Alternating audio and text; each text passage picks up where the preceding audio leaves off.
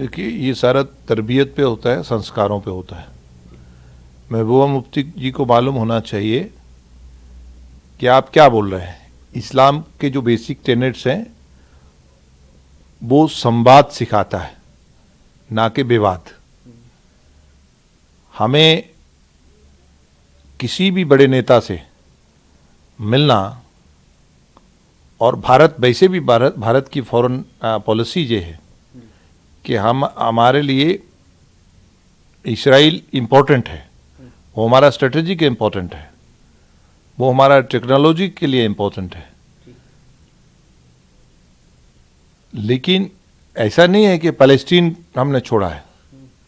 Palestine ने भी prime minister साहब को अपना सबसे बड़ा एजाज़ दिया है और इसराइल ने भी सबसे बड़ा एजाज़ दिया है।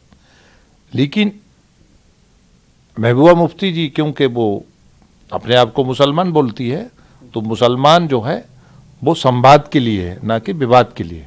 जी, कांग्रेस ने भी क्या कहेंगे? वो यही तो प्रॉब्लम है। इन्होंने जितना इस्लाम का कांग्रेस ने और रीजनल पार्टीज ने किया है, इन्होंने इस्लाम को डिरेल कर दिया है। इस्लाम अमन का नाम था, इस्लाम रिश्ते बढ़ाने का नाम था, इस्लाम अपोनेंट से भी दोस्ती करने का नाम था। और ये सियासीकरण करते हैं अपने निजी फायदे के लिए, वोट बैंक के लिए, वोट बैंक की राजनीति करते हैं। जितना नुकसान कांग्रेस और उसमें से निकली हुई जमातें, नेशनल कॉन्फ्रेंस हो, पीडीपी हो, सपा हो, टीएमसी हो, या बाकी पार्टियां हों, पहले जी इन्होंने मुसलमान को वोट बैंक बना दिया, अब ये मुसलमान को डराते हैं कि तुम्हें तुम्हारा बड़ा भाई हिंदू जो है उससे खतरा है।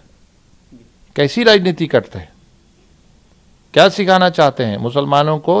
अपने रहमो करम पे छोड़िए, वो मेन स्ट्रीम में आना चाहते हैं। वज़ीर आज़म साहब का जो विकसित भारत का जो एक टारगेट है, उसमें मुसलमान भी बराबर का हिस्सेदार बनना चाहता है, लेकिन ये लोग उसको मेन स्ट्रीम में आने नहीं देना चाहते।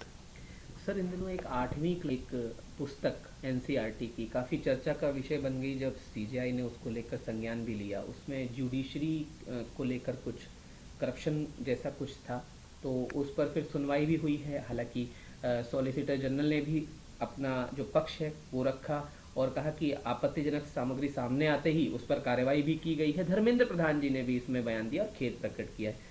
आपका क्या सोचना है, क्या विचार है? उसमें हमारे यूनियन मिनिस्टर जो एजुकेशन के हैं उनका बयान आ गया है। देश का इम्पोर्टेंट पिलर है, जुडिशरी सुप्रीम है, रूल ऑफ लॉ है, हर आदमी को, हर नागरिक को भरोसा है। ये गलत बात है, इसमें ह्यूमन एरर हो, इसमें तहकीकात होनी चाहिए और ऐसा नहीं होना चाहिए। एक इदारे को टारगेट नहीं करना चाहिए। करप्शन तो डिजीज़ है। एक अच्छी वो कनाडा से आई भारत के प्रति, वहाँ पर मार्क कार्नी सरकार ने कहा कि अब भारत का कनाडा में हिंसक अपराधों से कोई संबंध नहीं है।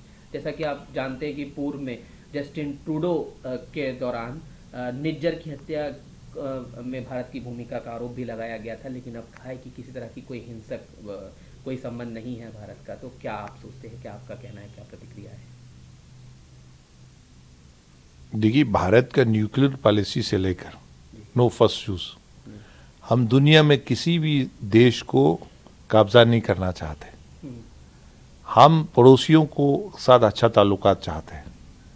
दुनिया में पहला ऐसा देश है जो किसी की टेरिटरी पे नज़र नहीं जमाता है, अपनी देते नहीं और दूसरे पे नज़र नहीं हम रखते। हम इस तरह का भारत की जो खासकर रहनुमाई आजकल मोदी जी के पास है, और हम ना किसी को पीस ना टीज, हम बराबर की बात करते हैं, जिसके साथ चाहते हैं बिजनेस करते हैं, और किसी भी देश को हमसे खतरा नहीं है। राहुल गांधी का अगर एक बार जिक्र कर लें तो हैं कि भाजपा और अडानी के साथ नाम जोड़ते हैं वो, और प्रधानमंत्री की वित्तीय संरचना उन्हें बताते हैं, और भी कई बातें हाल ही में आपने सुना कि जैसे एप्स्टीन फाइल या तमाम चीज़ों का जिक्र वो लगातार आरोप लगा रहे हैं राहुल गांधी। आपकी क्या प्रतिक्रिया है, क्या आप कहना चाहेंगे राहुल गांधी को लेकर जो बयान दे रहे हैं? देखिए, राहुल गांधी जी और कांग्रेस का सारा कैडर जो है वो फ्रस्ट्रेशन का शिकार है।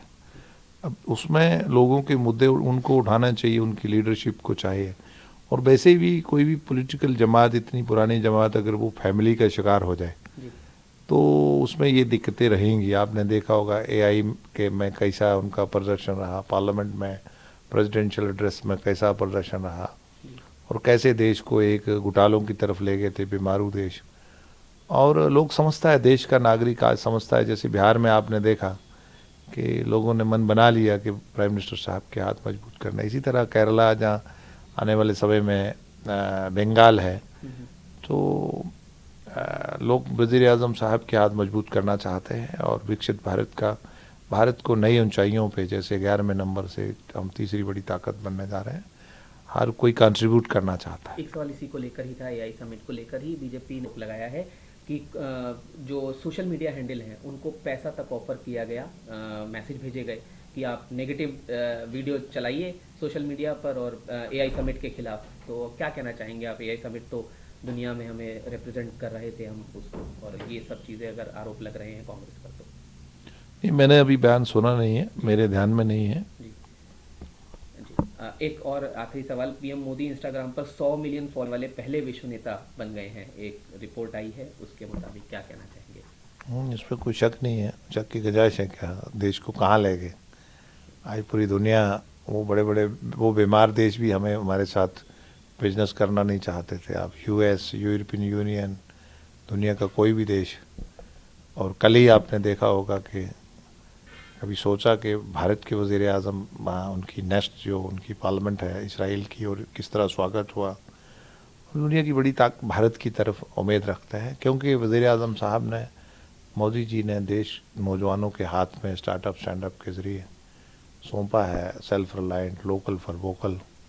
और ख़ासकर जो बात अक्सर वो करते हैं, क्वालिटी पे बात करते हैं, और विज़न मिशन लेके एनवायरनमेंट को बराबर रखते हुए, टेक्नोलॉजी को बैलेंस करते हुए, और कार्बन एमिशंस को कम करते हुए, ग्रीन रेवोल्यूशन को आगे बढ़ाते हुए दुनिया को देश चल पड़ा है।